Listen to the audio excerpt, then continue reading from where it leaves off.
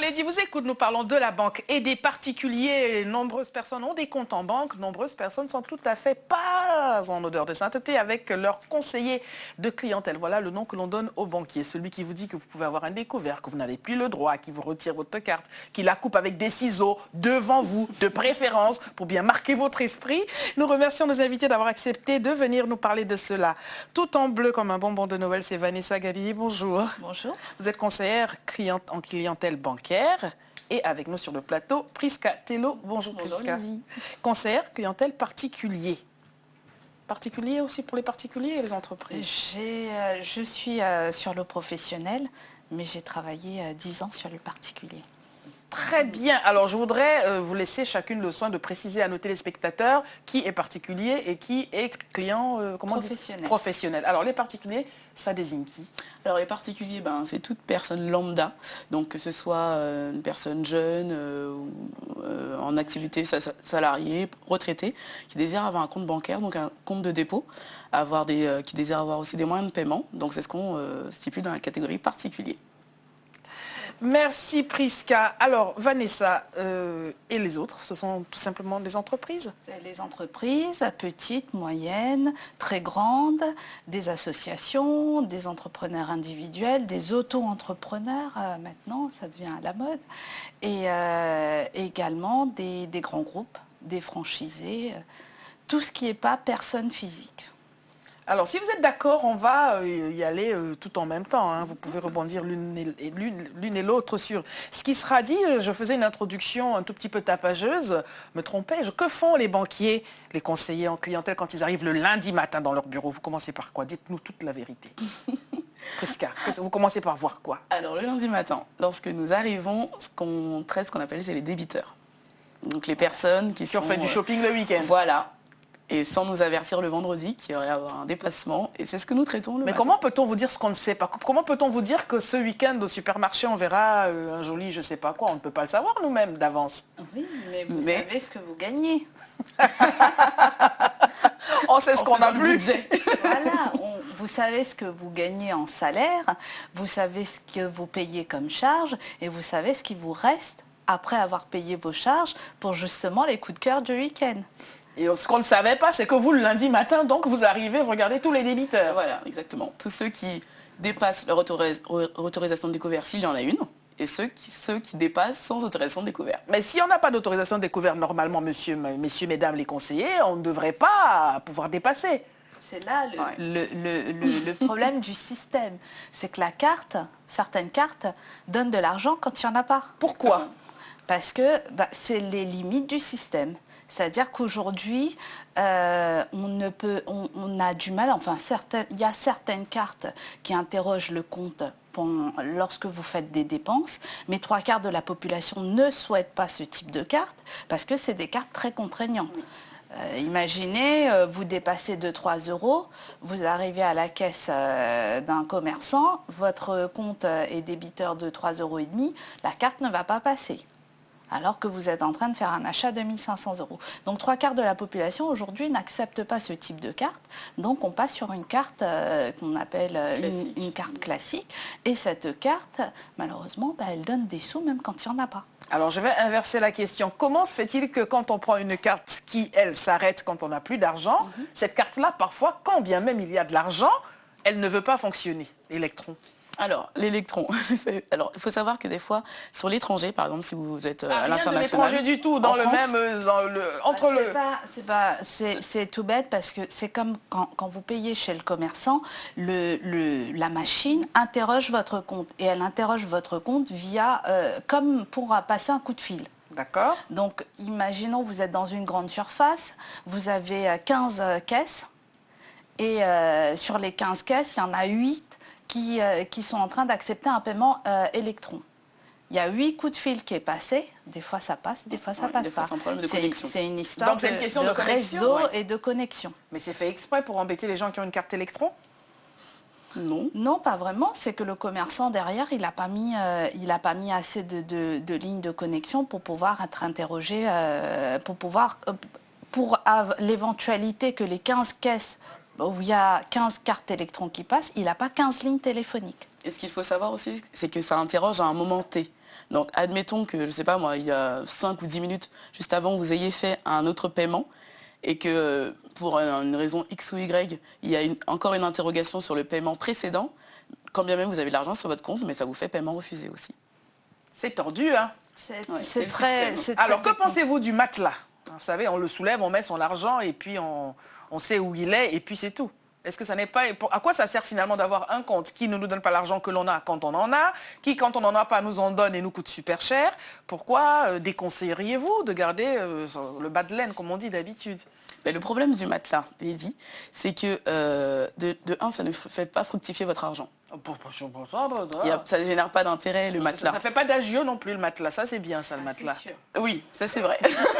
Effectivement, parce que s'il n'y a plus d'argent sous le matelas, on ne peut pas faire une dépense exceptionnelle. Et c'est réglé. Non, mais très sérieusement, est-ce que ça n'est pas finalement, quand on ne fait pas 1 milliard de transactions, n'est-ce pas une solution tranquille que de pouvoir avoir son argent dans un coin, de savoir ce que l'on dépense et ne pas dépenser parce qu'on n'a plus? Après, c'est une histoire aussi de sécurité. Ouais, on n'est pas en sécurité avec les banquiers, vous savez, ils ne nous donnent pas l'argent que l'on a parce que Electron, je ne sais pas quoi, tout ce que vous avez expliqué, la sécurité, elle n'est pas là non plus. Alors, il faut savoir qu'avoir un compte où dessus est domicilié votre salaire ne coûte rien aujourd'hui aux particuliers. Dit-on. Un chéquier ne coûte rien. Donc après, c'est le même principe que le matelas, c'est-à-dire que vous allez au guichet, vous prenez votre argent, si vous avez besoin d'acheter, faire vos courses, vous vous dites, bah voilà, j'ai 100 € de courses à faire, j'y vais, je sors 100 €. Ouais, mais je ne suis pas couchée sur le guichet, je suis couchée sur le matelas, donc c'est ça, de temps gagné. Oui, c'est sûr, c'est de temps gagné, mais après, c'est une histoire de sécurité aussi. C'est votre matelas, quelqu'un arrive, le soulève et prend votre argent. Le compte, pour avoir accès à votre compte, il faut une pièce d'identité. Il y a un banquier qui a accès à mon argent, parce qu'il fait quoi de mon argent, le banquier d'ailleurs? Quand je dépose mon argent sur le compte, est-ce qu'il est au chaud, il ne bouge pas jusqu'à ce que je vienne? Ça dépend sur quel compte vous le placez. Si vous le placez sur un compte courant, on n'en fait rien, madame. On en fait strictement. Et l'argent aussi ne fait rien. Voilà, l'argent ne fait rien. Après, si derrière vous avez des placements, vous souhaitez le placer à un taux d'intérêt, oui, certainement. Là, on le fait travailler et on vous redistribue l'argent. Mais sur un compte courant, l'argent qui circule en permanence, on n'en fait rien. Bon, alors j'essayais comme cela de donner tout azimut quelques préoccupations de nos téléspectateurs, pardonnez-moi si j'arrive à le dire, mais au-delà de cette entrée tapageuse sur l'histoire du lundi matin, des cartes qui fonctionnent, qui ne fonctionnent pas, quels sont, à vos avis respectifs, vous professionnels, que pensez-vous qu'il faille savoir pour les particuliers qui nous regardent, lesquels particuliers peuvent devenir aussi des clients dans la catégorie des entreprises? Qu'est-ce que chacun doit savoir? Parce qu'on ne sait pas toujours. On est content d'avoir ouvert un compte, on ne lit pas toutes les lignes, on nous envoie des gros contrats que personne ne lit, on signe vite, on sort de la banque avant que le conseiller ait changé d'avis. Mais que doit-on savoir? Alors, ce qu'il faut savoir aujourd'hui pour un client particulier, c'est que, comme le disait Vanessa, il a droit à un compte, donc un compte sur lequel il peut faire domicilier son salaire, sur lequel il a des autorisations de prélèvement pour les différents organismes à qui il donne droit pour prélever sur ce compte. Il a le droit d'avoir des moyens de paiement, à savoir carte et chéquier, donc à sa convenance. Donc il peut avoir une simple carte de retrait, comme avoir une carte de paiement et de retrait. Ce qu'il faut savoir aussi, c'est qu'il a aussi droit à une autorisation de découvert. Ensuite, qu'il définit avec son conseiller, tout bien sûr. Est-ce que c'est lui qui définit le conseiller? En réalité, il prend à des critères, il regarde les revenus du client pour dire, monsieur, vous n'avez que 100 €, par exemple, d'autorisation de découvert. En fonction de ses revenus. Donc on ne définit pas, ça n'est pas dans une conversation cordiale et amicale qu'on arrive à tomber. Quand je dis qu'on définit, c'est parce que, effectivement, certains peuvent se dire, je ne sais pas, j'ai 1 000 € de salaire, je peux avoir 1 000 € d'autorisation de découvert. Eh bien non, ça ne marche pas comme ça? Non. Ça ne marche pas comme ça. C'est donc injuste. Et puis, comme certains nous disent, non, moi, je ne veux pas avoir plus de 200 € d'autorisation de découvert. Ça existe, des clients qui nous disent... Des gens bien. Certains qui sont réfractaires aussi à avoir une autorisation de découvert. Voilà, certains qui disent, voilà, moi, je refuse de vivre à crédit. Non, je ne veux pas d'autorisation de découvert. Je suis confiant dans la gestion de mes comptes. Je gérerai. Juste pour rebondir sur ce que Prisca a dit, alors, il faut savoir, le droit au compte, il est à tout le monde. Droit au compte et droit de chéquier, il est à tout le monde. Mais tout ce qui est à côté, c'est-à-dire carte bancaire, tout ce qui est à côté, ce sont des services. Donc, en fonction des services que vous demandez, c'est comme quand vous allez à l'hôtel. Vous allez à l'hôtel, vous louez votre chambre, classique, et puis ils vous disent, ben voilà, vous pouvez avoir telle option, mais forcément, il faut payer plus cher. Après, c'est en fonction du choix du client. C'est-à-dire que s'il veut une carte Electron, ce ne sera pas le même prix que s'il veut une carte Platinum. C'est une histoire de choix et de se dire, ben voilà, c'est pas parce que je vais acheter un canapé, je définis un budget et je me dis, c'est pas parce que le vendeur va me proposer le canapé 100% cuir indestructible que je suis obligée de le prendre. Voilà, que je suis obligée de le prendre. C'est ça surtout qu'on est ici pour dire aux personnes, faut dédramatiser la chose et se dire, voilà, j'accepte ou je n'accepte pas. Et puis, il y a beaucoup de bon sens dans l'histoire. On fait un prêt parce qu'on a besoin d'une voiture pour aller travailler, pour transporter ses enfants. On ne fait pas un prêt pour aller en vacances. C'est du bon sens, c'est-à-dire où est-ce qu'on place ses priorités, où est-ce qu'on place ses priorités dans la vie et se dire, ben voilà, je vais acheter une voiture parce que derrière j'ai besoin d'aller travailler et gagner de l'argent. Et gagner de l'argent. Ou je vais prendre un prêt pour organiser le grand mariage du siècle et me payer... Et dépenser de l'argent. Et me payer une lune de miel et derrière, j'aurai aucun retour. C'est beaucoup une histoire de bon sens et aujourd'hui, c'est ça le gros désaccord qu'on a avec les clients souvent. Et c'est une question de besoin aussi à un moment donné. Quels sont les besoins à un moment T? Mais si on a besoin d'une lune de miel? Oui, on peut. Quand même. En même temps, la lune de miel, on l'a suivi de mariage. Quand même. Je pense pas que chacun ait besoin chaque 6 mois d'une lune de miel. Mais non, mais parce que vous parlez, mesdames, vous êtes des banquières, hein, si je peux dire ainsi, mais on est dans une société de consommation où, sans avoir rien demandé à personne, on découvre qu'on a une réserve d'argent à tel endroit, que l'on peut dépenser immédiatement, que ceci, que cela. Et dans ce registre-là, même les banques nous harcèlent. Il faut dire ce qu'il y a, soit par des coups de fil en disant « Madame, bonjour, je suis votre conseiller clientèle, je voulais vous proposer tel produit et tel produit. » Et bien évidemment, ce sont des produits abstraits, on ne s'y connaît pas. Et puis comme on a toujours peur de son banquier, on ne va pas se fâcher avec, on se retrouve à parfois dire oui à des choses dont on se serait bien passé. Parlons-en de ces services, ces produits, ces services que proposent les banques. Nous, on veut juste un compte, une carte et merci, au revoir. Et pourquoi?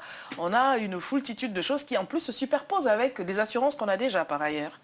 Alors c'est pour ça tout à l'heure, lorsque je parlais de besoin, lorsqu'on propose un service, il faut savoir ce que comprend entre guillemets le service. Effectivement, donc moi je parle pour les clients particuliers, je vais jusqu'au bout du service pour leur dire ça correspond à telle chose et puis de toute manière, chaque service que nous proposons s'accompagne toujours d'un écrit. Donc, et que le client signe. Et vous espérez qu'on va lire? De toute manière. Non, mais moi, il y en a qui parlent les français, comme ça, l'affaire, elle est réglée. En général, moi, souvent, je lis avec mes clients. Donc, comme ça, il n'y a pas d'ambiguïté. Mais vous mettez la pression quand même, hein? C'est-à-dire? C'est-à-dire qu'on vient juste pour sa petite carte Electron ou pour régler une misère et vous découvrez qu'en étudiant votre dossier, madame, vous n'avez pas ceci ni cela. Vous êtes des commerçants, en fait. Oui, oui, nous sommes des commerçants. Vous avez mis, ce que nous sommes. Vous avez mis le doigt en plein dans le mille. Un commerçant, par définition, est-il honnête en ce bas monde?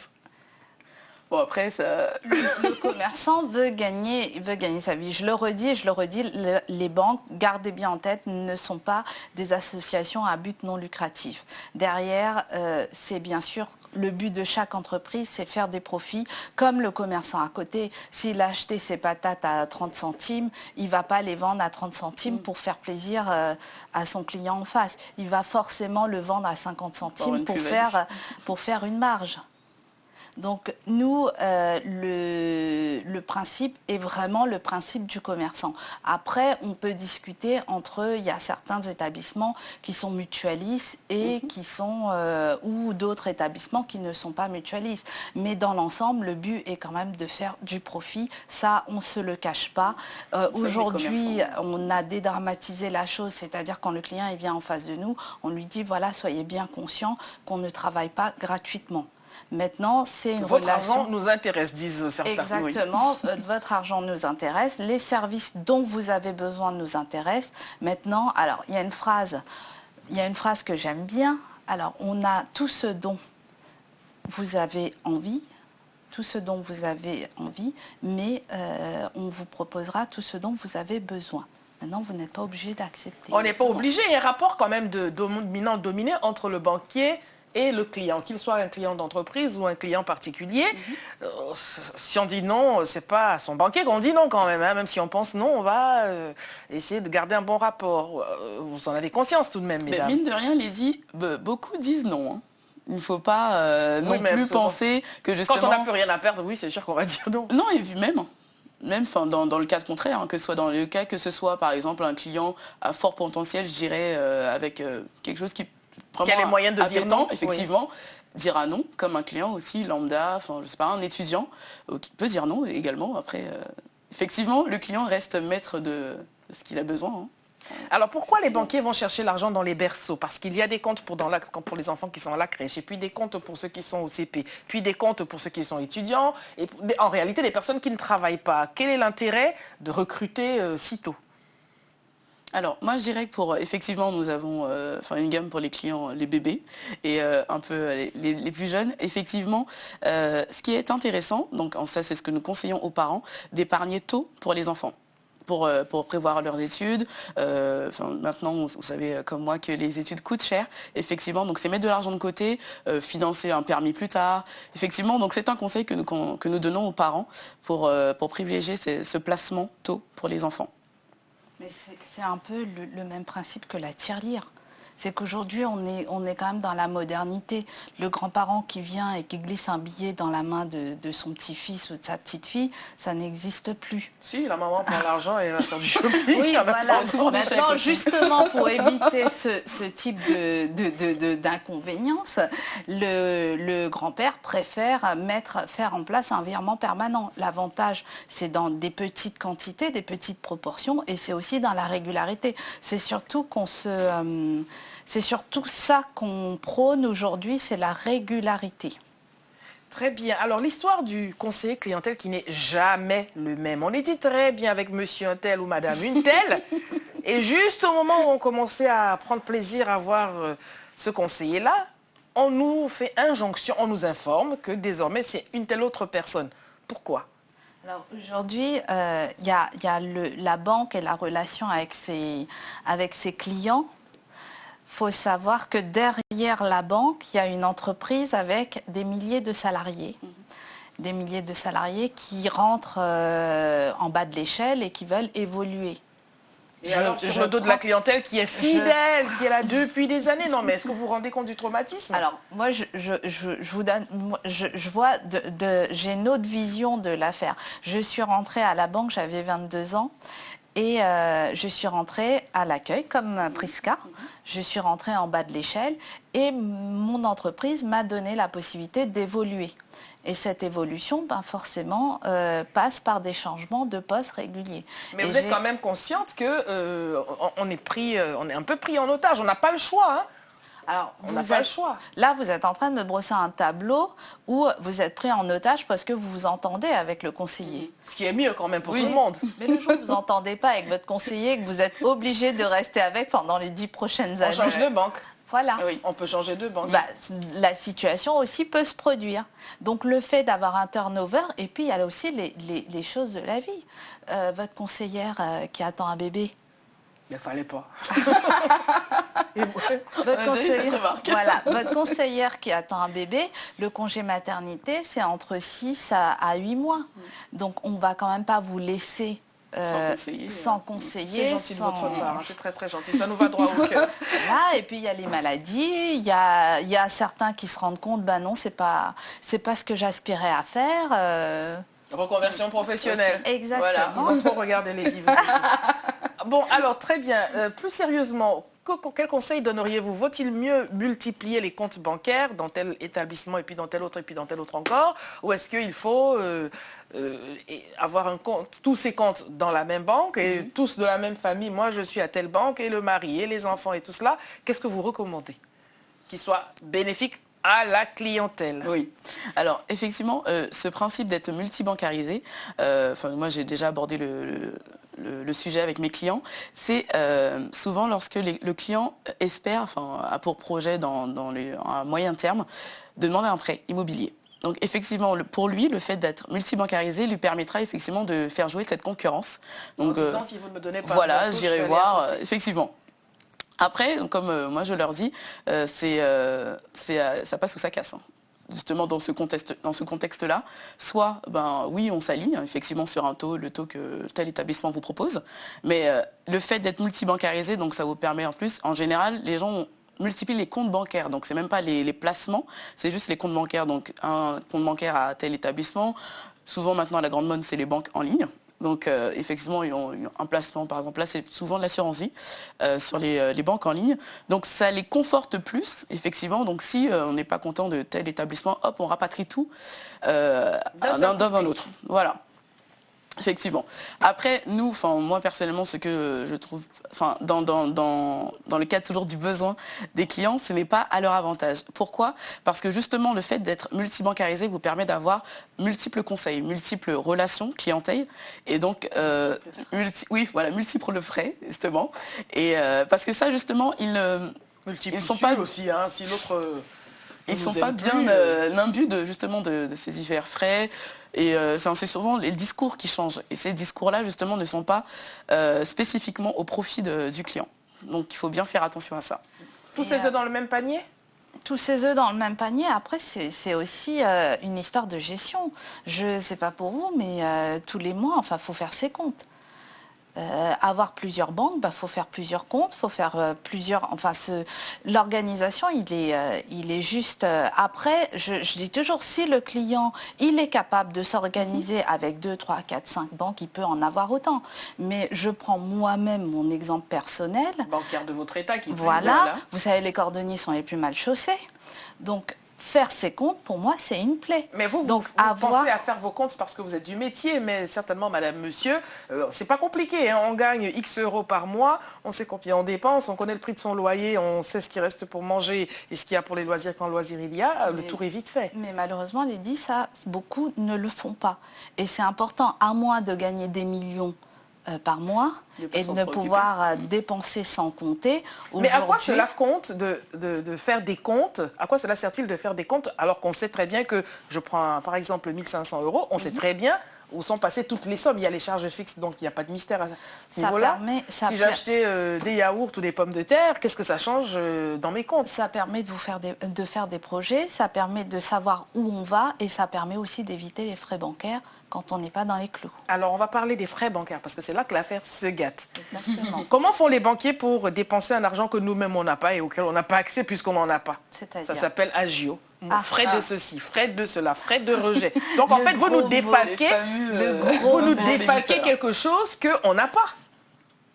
Qu'on ne pourrait même pas avoir si le client le voulait. Lui, comment faites-vous, pour avoir ce que le client lui-même ne peut pas avoir, argent qui n'existe nulle part ? Par défaut, agio, par définition, agio, ce sont tout simplement les intérêts. Quand vous prenez un crédit, vous avez bien le crédit et la banque vous prend des intérêts. Sauf que agio, c'est en quelque sorte les intérêts, mais pour un crédit que vous avez, un dépassement, un crédit exceptionnel que vous gérez vous-même. Alors, les agios, aujourd'hui, c'est devenu le gros mot dans les banques. On entend partout. Mais ce n'est pas les agios qui font mal. C'est les dépassements de découvert autorisé ou d'utiliser un découvert alors que la banque ne vous l'a pas autorisé. Mais pourquoi la banque autorise-t-elle la carte à faire un découvert alors que... Comme je vous dis, là, on est plus dans la technique parce qu'aujourd'hui, on n'a aucun moyen de... Vraiment aucun moyen, ou est-ce que ça arrange les banques parce que de toute façon, elles grattent encore un peu d'argent derrière? Alors, nous, ça nous arrangerait plus, au lieu de vous prendre des frais négatifs, on ne va pas pleurer non plus, hein, ça nous arrange bien... Enfin, une parole sincère dans cette émission. Ça nous arrange bien. Hein. Bien sûr, quand il y a pour faire de l'argent, on est là pour ça. Il ne faut pas se leurrer.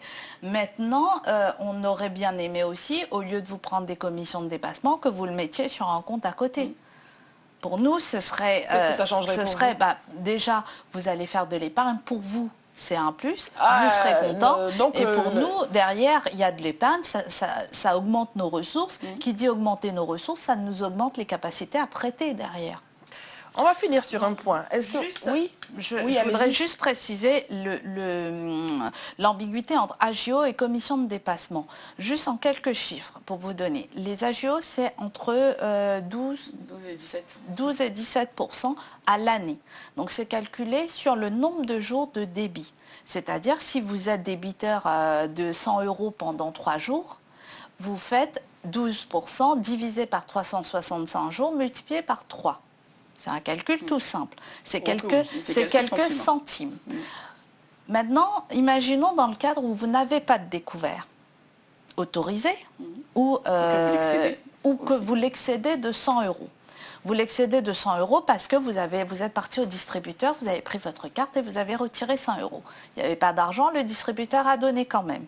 Il est gentil. Il est gentil. Vous aurez les quelques centimes d'euros d'agio, qui ne pèsent pas, mais vous aurez aussi ce qu'on appelle les commissions de dépassement. Qui sont de à peu près entre 8 à 10 € par opération. Donc imaginez bien que ce jour-là, si au lieu de faire 100 € en une seule opération, vous avez fait 5 retraits de 20 €, bah, ça vous fait 8 x 5. 8 € x 5. Voilà. On va se calmer et on va même terminer l'émission parce que les pages... On va en parler toute la journée. Oui, la journée. Je voudrais vous remercier véritablement, Vanessa Gabillet et Prisca Tello, d'avoir accepté de venir lever le voile sur ces aspects qu'on ne maîtrise pas toujours. Et je voudrais recommander à nos téléspectateurs de se rapprocher de leur conseiller clientèle pour en savoir plus, car, n'est-ce pas, vous répondez aux questions. Exactement. Merci beaucoup. Au revoir. Au revoir. Merci Lydie.